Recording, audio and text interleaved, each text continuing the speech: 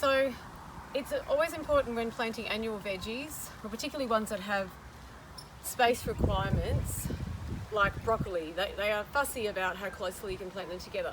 And there's quite a trend in urban food gardening to just cram everything together. And that works for a range of vegetable seedlings or vegetables, but it doesn't work for everything. And it does not work for broccoli. So please don't cram your broccoli together. Tomatoes don't like that either. So we look at the spacing, okay, 30 centimetres. I was going to plant them closer together, but there you go. The variety will determine how close together they are. So here we are planting into our weed obliteration jute matting, which is biodegradable, will rot down into the soil, and hopefully we'll get a good couple of seasons out of it at least to keep the weeds under control in this garden. So we removed the weedy vegetables and edible weeds, all sorts of stuff, and chopped them up loose, just chop and drop type situation, and put them in furrows all the way through here. And you can see the high bits, and that's why I'm standing on this, because in between is where we're planting, in the lower sections where there's just soil that's been cleared. And so I'm not standing on that to avoid compacting it. It's very important with annual vegetables to avoid compacting your soil. It's very precious stuff. So we're going along in this particular variety's case, which is broccoli marathon, every 30 centimetres. So we simply go along, and a tape measure is essential in this, or you can use a spacing stick too. You know, if you know that your trowel is, well, that's longer than longer than 30 centimetres, so that's not going to work. But you can have a trowel that is exactly the right length, and you can measure that way, as so.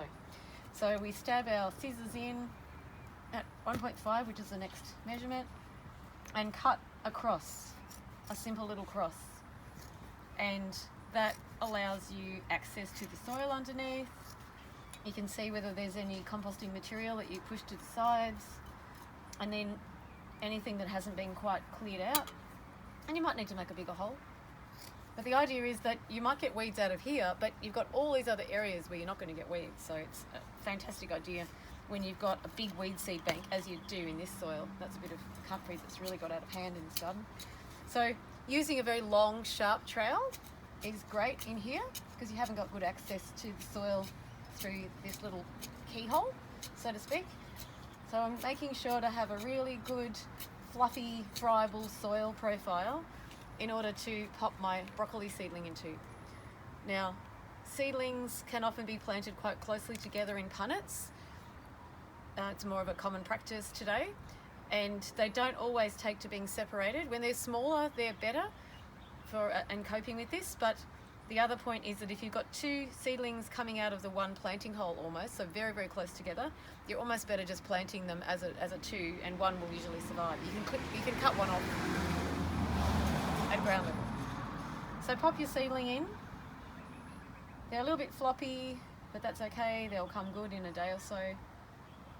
We also tuck the mulch around them, or the mulching mat. Now I'm going to pop one in here as well. I'll just check that there's no decomposing material in your planting hole. That's important for vegetable seedlings. Rocks are no good either, or not great big ones.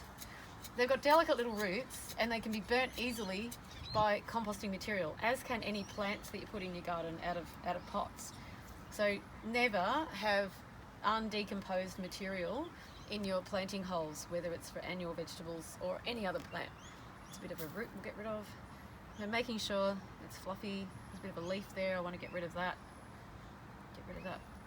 And pop it into the ground, firm around it to settle out the air pockets, and then you can tuck the weed matting around it. Okay, presto, planted.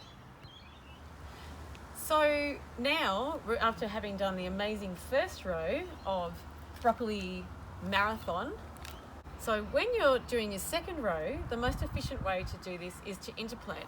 So you don't even need a tape measure, but you do need to line it up by eye. So we're looking at the first broccoli coming in here, the second one coming in here, and so we've got a bit of a triangulation happening with the seedling planting. So that's how you do your second row, so that you get the maximum space per vegetable plant.